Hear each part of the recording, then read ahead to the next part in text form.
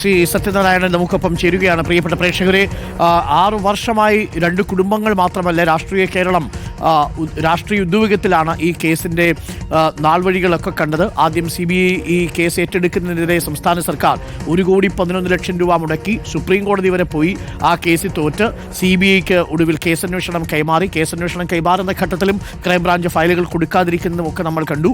ഒടുവിൽ MLA KV Kunhiraman അത് police വാഹനത്തിൽ നിന്ന് പ്രതികളെ ഇറക്കിക്കൊണ്ടു പോകുന്നതടക്കമുള്ള കാര്യങ്ങൾ മാത്രമാണെങ്കിൽ പോലും കുറ്റക്കാരാണെന്ന് വിധിച്ചുകൊണ്ടുള്ളൊരു വിധിയാണ് ഇന്നലെ കഴിഞ്ഞ ദിവസം എത്തിയത്. ഇന്നിപ്പോൾ ആ വിധിയിൽ ശിക്ഷാവിധി പ്രഖ്യാപിക്കുകയാണ് CBI കോടതി. നമുക്കൊപ്പം ശരത്ലാലിൻ്റെ അച്ഛൻ സത്യനാരായണനുണ്ട്. ശ്രീ സത്യനാരായണൻ, നമസ്കാരം. 6 വർഷത്തെ വലിയ കാത്തിരിപ്പാണ്.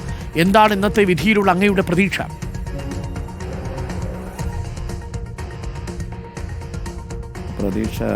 വലിയ പ്രതീക്ഷയാണുള്ളത്. കാരണം 14 പേരെ കുറ്റക്കാരായി കണ്ടെത്താൻ സാധിച്ചിട്ടുണ്ടെങ്കിൽ, അതിനുവേണ്ട പ്രവർത്തനം നമ്മൾ പിന്നിൽ നിന്ന് നടത്തിയിട്ടുണ്ടെങ്കിൽ അതൊരു വലിയ ഒരു സംഭവമായിട്ടാണ് നമ്മൾ കാണുന്നത്. ഈ സർക്കാരിനെതിരെ നടത്തുമ്പോഴും സർക്കാരിനെതിരെ പോകുമ്പോൾ സർക്കാർ തടയിടാൻ നോക്കുമ്പോൾ എല്ലാ സാമ്പത്തിക സഹായങ്ങളും ചെയ്തു പ്രതികളെ രക്ഷിക്കാൻ പോകുന്ന എല്ലാ പ്രവർത്തനവും നടത്തുമ്പോഴും അതിനെ മറികടന്ന് ഒരു 14 പേർക്കെങ്കിലും ശിക്ഷ കിട്ടുമെന്നുള്ള ഉറപ്പുള്ളതുകൊണ്ട് അത്രയും ഒരു ആശ്വാസം നമ്മൾക്കുണ്ട്. കാരണം അത് കുറ്റം തെളിഞ്ഞവർക്കെതിരെ തക്കതായൊരു ശിക്ഷ കിട്ടുന്നില്ല വലിയൊരു വിശ്വാസമാണ് നമ്മൾക്കുള്ളത്. അതിന് തക്ക ശിക്ഷ സാധാരണ അവർക്ക് ചുളൂൽ കിട്ടുന്ന ഒരു ശിക്ഷയല്ല നമ്മൾ പ്രതീക്ഷിക്കുന്നത്. അവർക്ക് സമൂഹത്തിൽ ഇനിയും ഒന്ന് വിലസാനുള്ള ഒരവസരം ഉണ്ടാക്കി കൊടുത്തുള്ള ഈ തടങ്കലിൽ തന്നെ അവരെ കഴിയേണ്ട രീതിക്കുള്ള ഒരു ശിക്ഷയാണ് നമ്മൾ പ്രതീക്ഷിക്കുന്നത്. അതായത് ജാമ്യം കിട്ടാത്ത വിധമുള്ള കഠിനമായിട്ടുള്ള തടവ് വേണം എന്നുള്ളതാണ്.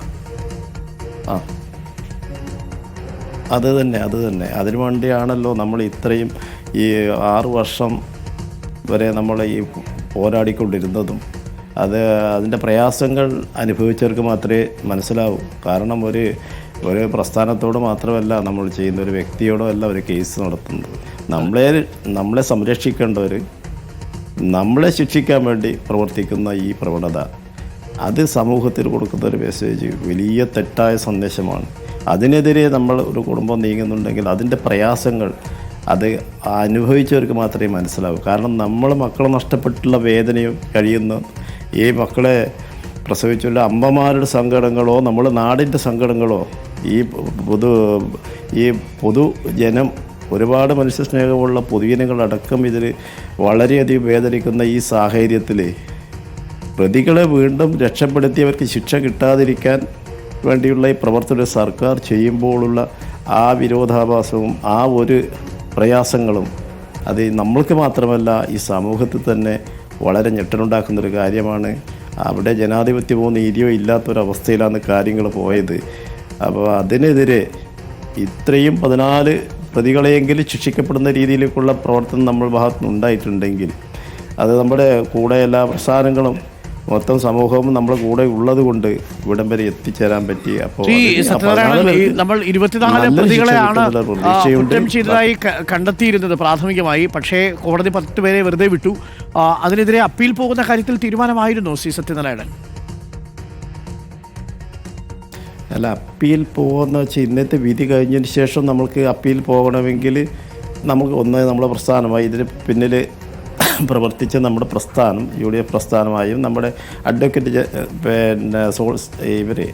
നമ്മളെ PP പ്രോസിക്യൂട്ടറുമായും നമ്മളെ പിന്നിൽ പ്രവർത്തിച്ച അഡ്വക്കേറ്റുമാരുണ്ട്.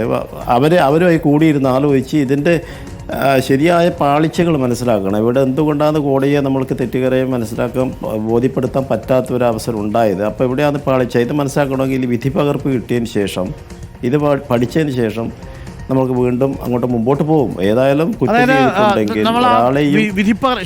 കുറ്റവുമായി ബന്ധപ്പെട്ടുകൊണ്ടുള്ള വിധിപ്പകർപ്പിൻ്റെ ഒരു ഭാഗമാണല്ലോ ഇപ്പോൾ പുറത്തു വന്നത്. ഏതൊക്കെ കുറ്റങ്ങൾ ചെയ്തിട്ടുണ്ട് അതിലിപ്പോൾ ഈ KV കുഞ്ഞിരാമൻ അടക്കം 6ഓളം പ്രതികൾക്ക് ചുമത്തിയിരിക്കുന്നത് വളരെ നിസ്സാരമായിട്ടുള്ള വകുപ്പുകളാണ്. അതിൽ തന്നെ 225 ആണ്. അതായത് പോലീസിൻ്റെ കസ്റ്റഡിയിൽ നിന്ന് പ്രതികളെ മോചിപ്പിച്ചു കൊണ്ടുപോകാൻ ശ്രമിച്ചു എന്നതാണ്. അത് പരമാവധി ശിക്ഷ ലഭിക്കുക 3 വർഷം മാത്രമാണ്. അവർക്ക് പേരിൽ ഗൂഢാലോചന ഇല്ലതാനും. അപ്പോൾ ഗൂഢാലോചന കുറ്റം നിലനിൽക്കില്ലെന്ന് കണ്ടെത്തിയതിനെതിരെ ഒരു അപ്പീൽ പോകേണ്ടത് ആവശ്യമല്ലേ ശ്രീ സത്യനാരായണൻ? അല്ല, അപ്പീൽ നിർബന്ധമായും പോകും. കാരണം അതിൽ വലിയൊരു നമ്മൾക്ക് പ്രയാസം തോന്നി ഗൂഢാലോചന കുറ്റം തെളിയിക്കാൻ അത് വളരെ പ്രയാസമുള്ള കാര്യമാണ്. നമ്മൾക്കിവിടെ ഗൂഢാലോചന ഇതൊന്നും നമ്മൾ എങ്ങനെയാണെന്ന് എവിടെയാണെന്ന് അവിടെ ഇരുന്ന് കാര്യങ്ങൾ തീരുമാനിക്കുന്നവരെ ഗൂഢാലോചന നമുക്ക് തെളിയിക്കാൻ പറ്റുന്നു. പ്രത്യേകിച്ച് അവർക്ക് ഈ ഗൂഢാലോചനയുടെ ഒരു വകുപ്പുകൾ ഇല്ല എന്ന് തോന്നുന്നു. നേരിട്ട് വന്ന് പ്രതികളെ വണ്ടിയിൽ നിന്ന് ഇല്ല. അപ്പോൾ അത് ആ വകുപ്പ് ഇല്ലല്ലോ. പിന്നെ ഗൂഢാലോചന തെളിയിക്കാൻ പറ്റിയില്ല എന്ന് പറയുന്നത് എങ്ങനെ? അവർക്ക് എന്ന് പറഞ്ഞാൽ പ്രതികളെ സംരക്ഷിക്കുക, വണ്ടി അന്വേഷണ ഉദ്യോഗസ്ഥന്മാരുടെ കയ്യിൽ നിന്ന് വണ്ടിയിൽ നിന്ന് പിടിച്ചിറക്കി ഈ കൊണ്ടുപോവുകയാണ്. അപ്പോൾ അത്രയ്ക്കും ആധികാരികമായിട്ട് ഒരു എം എൽ എ എന്ന് വെച്ചാൽ ജനപ്രതിനിധിയാണ്. മുൻ എം എൽ എ അദ്ദേഹം 10 വർഷം MLA ആയ ഒരു മനുഷ്യരാണ്. അവർ ജില്ലേൻ്റെ ഉത്തരവാദിത്തപ്പെട്ട CPMൻ്റെ ആളാണ്. അപ്പോൾ ഇവരെ കൃത്യമായി പിടിച്ചിറക്കി കൊണ്ടുപോകുന്നു. പ്രത്യേകിച്ച് അതിന് വേറെ മറ്റു കാര്യങ്ങളുണ്ട്. ഇയാൾ വെളുത്തുള്ളി എന്നൊരു സ്ഥലത്ത് ഇവർ പോകുമ്പോഴത്തേക്കും ഉദുമയിലുള്ള കുഞ്ഞിരാമൻ വെളുത്തുള്ളി ഒരു വീട്ടിലുണ്ട്. ഇവരെ പിടിച്ചിറക്കാൻ പോയി. അപ്പോൾ ആ വീട്ടിൽ പോയി മുമ്പേ അവിടെ എത്തിയിരിക്കുന്നു. അതൊക്കെ നമുക്ക് അതിൻ്റെ ന്യൂസ് കിട്ടിയിരുന്നു. അപ്പോൾ ഉദുമയിൽ നിന്ന് വന്നതല്ല, അവിടെ തന്നെയുണ്ട്. അപ്പോൾ ഇവർക്ക് കൃത്യമായ ഒരു ഇതുണ്ട്. അപ്പോൾ നമ്മളെങ്ങനെയത് ഗൂഢാലോചന എന്ന് തെളിയിക്കാൻ നമുക്ക് പറ്റുന്നില്ലല്ലോ, ആ വകുപ്പ് ഇട്ടാൽ തന്നെ. അങ്ങനെ ഒരു അപര്യാപ്തത അതിൽ വരുന്നുണ്ട്. അതുകൊണ്ട് ഗൂഢാലോചന അല്ലാതെ ആവൂല. പക്ഷേ ശിക്ഷാവിധിക്ക് തക്ക മാർഗം നമുക്ക് കണ്ടെത്താൻ സാധിച്ചിട്ടില്ല. ആ ഗൂഢാലോചന ഇല്ല. അപ്പോൾ അതിൻ്റെ വകുപ്പും ചേർത്തിട്ടില്ല. അപ്പോൾ മറ്റ് ഗൂഢാലോചന എന്ന് പറഞ്ഞ് ഇവിടെയുള്ള ഒരു 4-5 പേരുണ്ട്.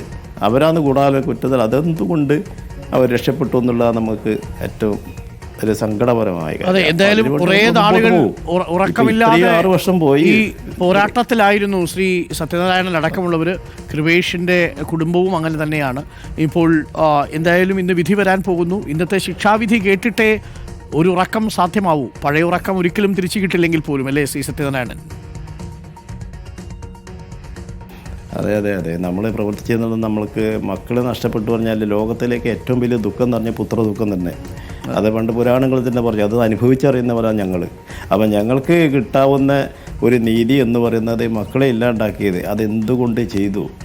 അത് ചെയ്യാൻ ഇത്രയും ഈ ക്രിമിനലുകൾ ഈ നാട്ടിൽ മറ്റിലെ സത്യസന്ധമായി ജനാധിപത്യ രീതിയിലോ നീതിന്യായ വ്യവസ്ഥയിലോ വിശ്വസിച്ചും കൊണ്ട് ഈ നാട്ടിൽ ഒരു പൊതുപ്രവർത്തനം നടത്താനോ അല്ലെങ്കിൽ ജീവിക്കാനോ ഇല്ലാത്തൊരവസരം ഉണ്ടാക്കുമ്പോൾ അതിൻ്റെ വേദനയും സങ്കടവും കൊണ്ടാണ് ഇത്രയും നമുക്ക് അവരെ തടങ്കലിലടക്കണം എന്നുള്ളൊരു ബോധം. അത് നാളേക്കുള്ള തലമുറക്കുള്ള താക്കീതാണ് നമുക്ക് കൂടുതലായി കാണുന്നത്. നമ്മൾക്ക് തിരിച്ചു കിട്ടൂല. മക്കളെ നഷ്ടപ്പെട്ടു. നാളേക്കുള്ള ഇതുപോലെ കുഞ്ഞുങ്ങൾക്ക് ദുരവസ്ഥ വരാതിരിക്കാനാണ് നമ്മൾ ഇത്രയും പ്രയാസപ്പെട്ട് പ്രവർത്തിക്കുന്നത്. തീർച്ചയായിട്ടും താങ്കൾ പ്രതീക്ഷിക്കുന്നത് പോലെ, കുടുംബം പ്രതീക്ഷിക്കുന്നത് പോലെ ഇനി ഒരിക്കലും ഈ കുറ്റവാളികൾ ഈ കുറ്റം ചെയ്യാനാവാത്ത വിധത്തിൽ ഒരു മാതൃകാപരമായ ശിക്ഷ ലഭിക്കട്ടെ. ഞാൻ ശ്രീമതി ലതയിലേക്ക് കൂടി ഒന്ന് പോവുകയാണ്. ശരത്ലാലിൻ്റെ അമ്മയുണ്ട്, ഒപ്പം ശരത്ലാലിൻ്റെ സഹോദരി അമൃതയും നമുക്കൊപ്പം ഉണ്ട്. അവർ കൊച്ചിയിലാണ് ഉള്ളത്. ശ്രീമതി ലത, ശ്രീമതി അമൃത, കുമാരി അമൃത, രണ്ടുപേർക്കും സ്വാഗതം. ഇന്നിപ്പോൾ നിങ്ങൾ കാത്തിരിക്കുന്ന വിധി എന്താണ് ലത?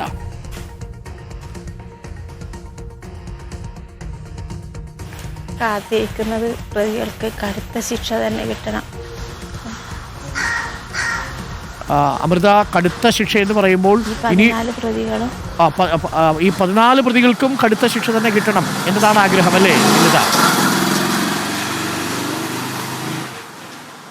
അതെ, ആഗ്രഹം അത് തന്നെയാണ്. ദൈവത്തോട് പ്രാർത്ഥിക്കുകയാണ്. ഇനി ഒരിക്കലും പുറത്തിറങ്ങാൻ പാടില്ല. അടുത്ത ശിക്ഷ തന്നെ കൊടുക്കണം. അമൃത, കിട്ടണം. അതെ അമൃത, സഹോദരൻ്റെ കൊലയാളികൾക്ക് പരമാവധി ശിക്ഷ കിട്ടണമെന്നായിരിക്കും ഏതൊരു സഹോദരിയുടെയും ആഗ്രഹം. സമൂഹത്തിൽ ഇത് മാതൃകാപരമായ വിധിയാകണം എന്ന് തന്നെയല്ലേ അമൃത കരുതുന്നത്?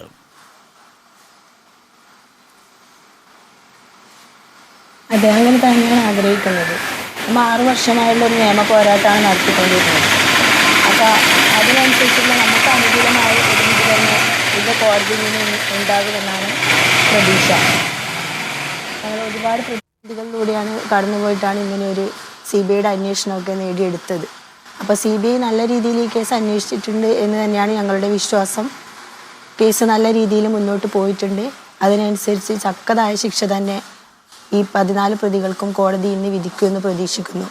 അതിനനുസരിച്ചുള്ള വകുപ്പുകളാണ് 1 മുതൽ 8 വരെയുള്ള പ്രതികൾക്ക് അതിനനുസരിച്ചുള്ള വധശിക്ഷ വരെ കിട്ടാവുന്ന വകുപ്പുകൾ തന്നെയാണ് ഇട്ടിട്ടുള്ളത്. അപ്പോൾ അതുകൊണ്ട് വധശിക്ഷ തന്നെ പ്രതികൾക്ക് കിട്ടുമെന്ന് ഞങ്ങൾ പ്രതീക്ഷിക്കുന്നു. അങ്ങനെ തന്നെയാണ് ഞങ്ങളുടെ ആഗ്രഹം. ഈ കേസിൽ വളരെ നിഷ്ഠൂരമായിട്ടാണ് സഹോദരൻ്റെ മുഖം പോലും വികൃതമാക്കിയാണ് ഇവർ അവശേഷിപ്പിച്ചു പോയത്. ഒരർത്ഥത്തിൽ പറഞ്ഞാൽ ഒരു ശരീരത്തോട് ചെയ്യാവുന്ന എല്ലാ അനാദരവും അവർ കാട്ടി. അപ്പോൾ പരമാവധി ശിക്ഷയോ അല്ലാതെ മറ്റൊന്നും അവരർഹിക്കുന്നില്ല, അല്ലേ അമൃത? അതെ, ഏട്ടൻ വീണ് കിടക്കുന്നത് കണ്ടൊരു സഹോദരിയാണ് ഞാൻ. ആ കാഴ്ച ഒരാൾക്ക് പോലും അങ്ങനെ കണ്ടു നിൽക്കാൻ പറ്റില്ല. അത്തരത്തിൽ എൻ്റെ ഏട്ടനെ അവർ ചെയ്തിരുന്നു. അപ്പോൾ ഒരാൾക്കും ഇനി ഈ ഒരു അവസ്ഥ വരാതിരിക്കട്ടെ എന്നാണ് പ്രാർത്ഥിക്കുന്നത്. ഒരു സഹോദരിക്കും ഒരച്ഛനമ്മമാർക്കും ഇങ്ങനെ അനുഭവിക്കാനുള്ള ഒരവസ്ഥ ഇനിയെങ്കിലും ആവർത്തിക്കപ്പെടാതിരിക്കട്ടെ എന്ന് ഞങ്ങളുടെ പ്രാർത്ഥന. ഞങ്ങൾക്ക് നഷ്ടപ്പെട്ടു, അവരൊരിക്കലും ഇനി തിരിച്ചു വരില്ല. എന്നിരുന്നാലും ഇനിയുള്ള കുട്ടികൾക്കും ഇനിയുള്ള ആർക്കും ഈ ഒരു അവസ്ഥ വരാതിരിക്കട്ടെ എന്ന് പ്രാർത്ഥിക്കുന്നു. അതിനുവേണ്ടിയാണ് ഞങ്ങൾ ഈ പോരാടിയത് തന്നെ. നീതി കിട്ടുമെന്നാണ് ഞങ്ങളുടെ പ്രതീക്ഷ. തീർച്ചയായിട്ടും ലത, അമൃത, നീതി ലഭിക്കുമെന്ന് തന്നെ നമുക്ക് കരുതാം. പരമാവധി ശിക്ഷ ഈ കുറ്റവാളികൾക്ക് വേണം. ഈ കുറ്റവാളികളെ ഒരു കാരണവശാലും സമൂഹത്തിന് പുറത്തേക്ക് തുറന്നുവിടാനാവാത്ത വിധമുള്ള ഒരു ശിക്ഷ തന്നെ ഉണ്ടാവട്ടെ. Thank you Amrita, thank you Latha. നമുക്ക് കാത്തിരിക്കാം. 11 മണിയോടുകൂടി ശിക്ഷാവിധി വരുമ്പോൾ ഞങ്ങൾ വീണ്ടും ബന്ധപ്പെടാം. Thank you. അമൃതയും ലതയും ഒപ്പം സത്യനാരായണനുമാണ് നമുക്കൊപ്പം ചേർന്നത്. ശരത്ലാലിൻ്റെ കുടുംബാംഗങ്ങളാണ്. കടുത്ത ശിക്ഷ തന്നെ വേണം എന്നാണ് കുടുംബാംഗങ്ങളുടെ